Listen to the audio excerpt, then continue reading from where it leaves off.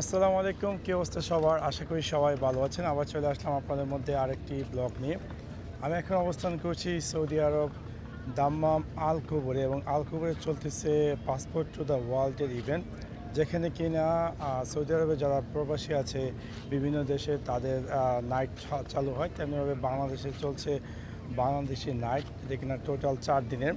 এবং আমি এই ইভেন্টের অর্গানাইজার হিসেবে দায়িত্ব পালন করেছি, এবং আজকে আমি আপনাদের সাথে শেয়ার করব আমরা আমাদের ইভেন্টটিকে কীভাবে সাজিয়েছি বা এক্সেট্রা থিংস, এবং আমার এই টায়ারজেন্স। আপনার সাথে থাকুন এবং দেখতে থাকুন এই সম্পূর্ণ ব্লগটি। আপনারা দেখতে পাচ্ছেন এটা হচ্ছে সে আমাদের ইভেন্ট, যে ইভেন্টটিতে বিভিন্ন ধরনের কালচারাল থিংস দিয়ে সাজানো হয়েছে। স্পেশালি যেহেতু এটা বাংলাদেশি নাইট, সেই জন্য আমরা এখানে পেয়ে যাচ্ছি আমাদের যে বাঘের দেখা, যেটা কিনা স্পেশালি যেহেতু বাংলাদেশের নাইট এবং বাংলাদেশকে রিপ্রেজেন্ট করার জন্য এখানে একটি বাঘকে হাইলাইট করা হয়েছে এই ইভেন্টের ভিতরে। এবং এখানে আমরা দেখতে পাচ্ছেন যে বিভিন্ন ধরনের স্টল, যে স্টলগুলোকে সাজানো হয়েছে বাংলাদেশে একটি আমেজ দিয়ে, এবং এই স্টলগুলোতে যত দোকান আছে, দোকানপাট, সেগুলো ম্যাক্সিমাম বাংলাদেশের কালচার বা ট্রেডিশনকে ফুটিয়ে তোলা হয়েছে। এবং এখানে বিভিন্ন ধরনের বাংলাদেশের খাবার দাবার বা বাংলাদেশের যে আর্ট বা এক্সেট্রা থিংস সেগুলো। এবং এখানে হচ্ছে একটি স্মল স্টেজ যেখানে কিনা আমাদের পারফরমেন্স করা হয়। এবং এখানে দেখতে পাচ্ছেন যে একটি ডিজে, এখানে অ্যাকচুয়ালি আমি এই মেইন প্রোগ্রামটিতে পার্ট টাইম ডিজে হিসাবেও ছিলাম। সো যেই প্রোগ্রাম সম্পূর্ণ অনুষ্ঠানের মধ্যে বিভিন্ন ধরনের মিউজিক বা স্টেজ শোগুলো হয়েছিল, সেগুলোতে আমি ব্যাকগ্রাউন্ড হিসেবে মিউজিকার হিসেবে কাজ করেছি। এবং এখানে দেখতে পাচ্ছেন যে বাংলাদেশের বিভিন্ন ধরনের স্টল, যে স্টলগুলোতে আপনি পেয়ে যাচ্ছেন বিভিন্ন ধরনের বাংলাদেশি খাবার দাবার, which is very interesting। এবং এখানে দেখতে পাচ্ছেন যে একটি স্টল যেখানে কিনা বাংলাদেশের বিভিন্ন ধরনের জিনিসপত্র দিয়ে সাজানো হয়েছে। এখানে দেখতে পাচ্ছেন যে কিছু খেতা বা আর্ট, হাতে কাজ করা জিনিসপত্র দিয়ে এই সম্পূর্ণ দোকানটিকে সাজানো হয়েছে। এবং স্পেশালি যে দোকানটি দেখতে পাচ্ছেন, এই সম্পূর্ণ দোকানটির যা জিনিসপত্র আর সব কিছু কিন্তু বাংলাদেশ থেকে কালেক্ট করা হয়েছে। এবং এখানে আপনারা দেখতে পাচ্ছেন যে আরেকটি দোকান, যেটা কিনা জুট থ্রেড, যেটা কিনা পাটের শিল্প। এবং এখানে আমরা এই জুট শিল্পকে হাইলাইট করার চেষ্টা করেছি, এবং এই যে ইউনিক জিনিসগুলো সব কিছু কিন্তু বাংলাদেশ থেকে আনা হয়েছে। বাংলাদেশের যত লোক ঐতিহ্য সেটাকে দেখানোর জন্য পুরো পৃথিবীর মাঝে আপনারা দেখতে পাচ্ছেন, খুবই ইন্টারেস্টিং। যা যত আরবের নাগরিক তারা আসছে বা আরও বিভিন্ন দেশের মানুষজন যখন আসছে, তারা এই যে ইউনিক জিনিসগুলো দেখে খুবই অবাক হয়ে গেছে, এবং আমাদের কাছে খুবই ভালো লাগলো। এবং এতে আমাদের সার্থক, কারণ এসব জিনিস কিন্তু সচরাচর দেখা যায় না। এখানে দেখতে পাচ্ছেন যে আরও কিছু স্টল, যে স্টলগুলোতে আমরা বিভিন্ন ধরনের বাংলাদেশি ক্লোথ, এখানে দেখতে পাচ্ছেন যে একটি স্টল যেখানে কিনা বিভিন্ন ধরনের বাংলাদেশি শাড়ি, থ্রি পিস এগুলোতে সাজানো হয়েছে। এবং এখানে আরেকটি স্টল দেখতে পাচ্ছেন, এটা হচ্ছে শুধু থ্রি পিসের কালেকশন। এবং এখানে আমরা একটি স্টোর যেখানে কিনা আমরা হাইলাইট করার চেষ্টা করেছি বাংলাদেশের বিভিন্ন ধরনের খাবার দাবার, লাইক এখানে সেমাই, মুড়ি, আরও বিভিন্ন ঐতিহ্যবাহী যেমন সরিষার তেল, মানে মশলা এক্সেট্রা থিংস দিয়ে আমরা এই স্টলটিকে সাজিয়েছি। এবং যদি আরেকটু সামনে থেকে যায়, এখানে আমাদের আরও কিছু স্টল আছে যেখানে কিনা বাংলাদেশি কাপড় চাপড় এটা বেচা কেনা করা হচ্ছে। এবং দেখতে পাচ্ছেন যে এই যে দোকানটি, এই দোকানটির ভিতরে আপনি বিভিন্ন ধরনের বাংলাদেশি স্পেশালি লুঙ্গি এবং গামছা এবং আরও পাঞ্জাবি জিনিসগুলো দিয়ে এই দোকানটিকে হাইলাইট করা হয়েছে। এবং এখানে দেখতে পাচ্ছি যে আরেকটি দোকান, এই দোকানটিতে আপনারা দেখতে পাচ্ছেন সেম থিংস, বাংলাদেশের বিভিন্ন কাপড় চাপড় দিয়ে। এবং এখানে স্পেশালি বাংলাদেশের টি শার্ট দিয়ে দোকানটিকে হাইলাইট করা হয়েছে।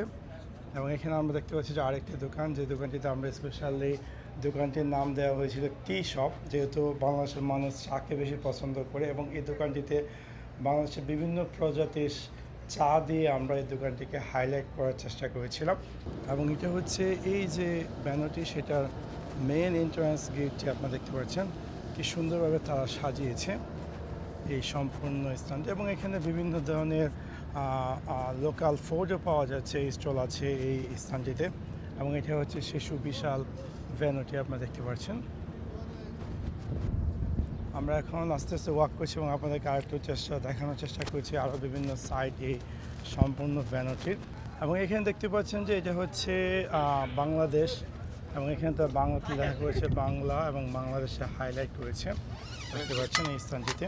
এবং এখানে আরেকটি স্টল, যে স্টলটিতে আমরা বাংলাদেশকে যে লোক ঐতিহ্য বা একটা সেলফি বুথের মতো আমরা করেছিলাম, যেখানে কিনা যত মানুষজন এখানে আসছে, তারা এই স্থানটিতে এসেছে এবং এখানে বসে বসে ছবি তোলার চেষ্টা করেছিল। এবং এখানে দেখতে পাচ্ছেন যে স্পেশালি কিছু ইউনিক আইটেম দিয়ে এই সম্পূর্ণ সেলফি বুথটিকে সাজানো হয়েছিল, যেটা কিনা পুরো পৃথিবীর মাঝে আমরা ফুটিয়ে তোলার চেষ্টা করেছি যে আমাদের লোক ঐতিহ্য দেখতে কেমন বা কী আসল বিষয়। দেখতে পাচ্ছেন কতটা ইউনিক একটি স্টল এই স্থানটি। দেখতে পাচ্ছেন যে সম্পূর্ণ স্থানটি একটা কালচারাল একটি ভাইবস দিয়ে সাজানো হয়েছে। এবং এখানে আরও কিছু স্টল আছে আমাদের বাংলাদেশে, এখানে বিভিন্ন ধরনের কাপড় চাপড় খাবার দাবার দিয়ে হাইলাইট করা হয়েছিল। এবং এখানে আপনাদেরকে দেখানোর চেষ্টা করেছি, এখানে একটি স্টোর আছে, আপনারা জানেন যারা কিনা সৌদি আরবে, এখানে স্পেশাল একটি স্টোর আছে যারা কিনা বিলাই ইটস হৃদয়, যে ওনার এই শোরুমটি এই স্থানে, সে এখানে একটি দোকান দিয়েছিল। এবং সে এখানে বিভিন্ন ধরনের বাংলাদেশি, স্পেশালি তার দোকানটিতে ছিল গামছা, লুঙ্গি এবং তার কিছু কাস্টম টি শার্ট দিয়ে সাজানো হয়েছিল এই দোকানটি। এবং এখানে দেখতে পাচ্ছেন যে আরেকটি দোকান, যে দোকানটিতে বিভিন্ন ধরনের মানে বাংলাদেশে যে থ্রি পিস আছে কাজের, সেগুলো দিয়ে এই দোকানটিকে হাইলাইট করার চেষ্টা করেছিলাম আমরা। এবং এখানে আমাদের আরেকটি স্টল, যেখানে কিনা আমরা ফ্লাওয়ার মেকিং মানে একটি শোরুম আমরা অ্যাড করেছিলাম, যেখানে কিনা আমরা দেখানোর চেষ্টা করেছি পুরো পৃথিবীকে আমাদের কিছু ফ্লাওয়ার মেকিং আইটেমস দিয়ে আমরা এখানে সাজিয়েছি। এবং এখানে দেখতে পাচ্ছেন কি লেখা আগামীকাল। এবং এখানে এই শোরুমটিতে এই যে ভাই, আপনার নাম কি? মাহমুদুর রহমান, উনি এই দোকানটির দায়িত্বে ছিল। এবং এটা হচ্ছে আমাদের সেই স্টোরটি, যেটা কিনা ফ্লাওয়ার মেকিং।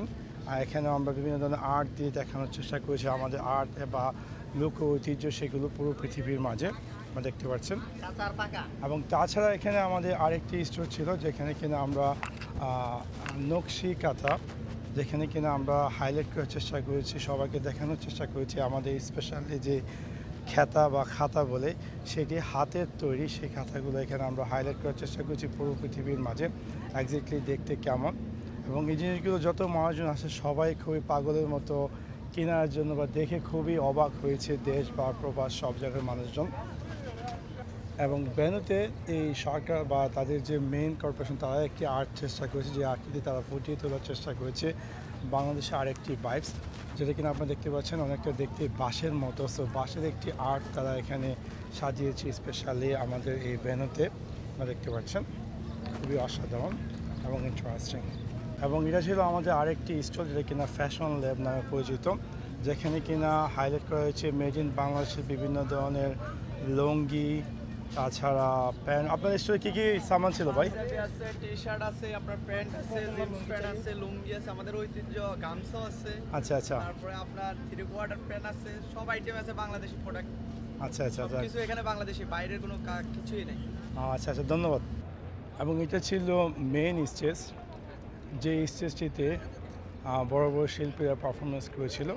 স্পেশালি এখানে এসেছিল জেমস, মিলা এবং আরও অনেকেই, এবং খুবই ভালো লেগেছিল এই স্টেজটিতে। এবং অনেক হাই, এবং এখানে প্রচুর মানুষজনের জায়গার ব্যবস্থা ছিল, যেটা কিনা রিয়াদে যেরকম ছিল অনেকটা ছোটো, বাট এখানে স্টেজে অনেক মানুষজন এবং অনেকটা শৃঙ্খলাবদ্ধভাবে তারা এখানে ইভেন্টটি করেছিল। যাই হোক, এখানে এই ইভেন্টটিতে দেখার জন্য আমাদের কিছু প্রবাসী ভাই আসছে। কেমন, আপনি কি আজকে প্রথম দিন আসলেন নাকি আগে আসছিলেন? না, আমি সব সময় প্রতিদিনই আসি। প্রতিদিন আসছেন। কেমন লাগছিল আপনার অনুষ্ঠানগুলো? স্পেশালি ইয়েস্টারে ভালো লাগছে। আচ্ছা আচ্ছা আচ্ছা, কার? বিকজ আমার গুরু। আচ্ছা, গুরু জেমসের অনুষ্ঠানটি ভালো লাগছে নাকি? আলহামদুলিল্লাহ। কেমন লাগছে প্রবাসের মাঠে এরকম অনুষ্ঠানে অ্যাটেন্ড করে, এবং এরকম এই আমাদের আর্টগুলো দেখছিলেন, দোকানগুলো, স্টোরগুলো ভিজিট করছিলেন? কেমন লাগছে? কেমন লাগছে আপনার? খুবই ভালো একটু লাগছে। টু বাংলাদেশ।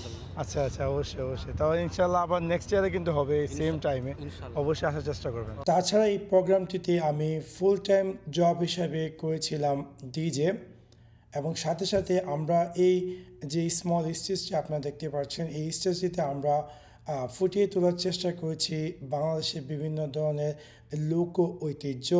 এবং লাইকসে আমরা কিন্তু বাংলাদেশের যে লাঠি খেলা, সেটা কিন্তু অনেকটাই হারিয়ে গেছি, বা সেই লাঠি খেলাকে আমরা এখানে প্রদর্শন করার চেষ্টা করেছিলাম। এবং দ্বিতীয় আমাদের যে আরেকটি শো ছিল, সেটা হচ্ছে পালকি। আমরা জানি যে বাংলাদেশে আগে এক সময় পালকি দিয়ে বিয়ে করা হতো। সো সেই জিনিসটি আমরা এখানে এই স্টেজে ফুটিয়ে তোলার চেষ্টা করেছি এবং সাথে সাথে আরও বিভিন্ন ধরনের নাচ গানের মাধ্যমে সম্পূর্ণ স্থান থেকে আমরা অলওয়েজ উৎফুল্ল রেখেছি এবং সমস্ত প্রবাসী দেশ বিদেশ বা বিভিন্ন স্থানের মানুষজন এসে খুবই উৎফুল্ল হয়েছে এবং তারা আমাদেরকে অনেকটাই সম্বর্ধনা জানিয়েছে এরকম অসাধারণ একটি আয়োজন করার জন্য।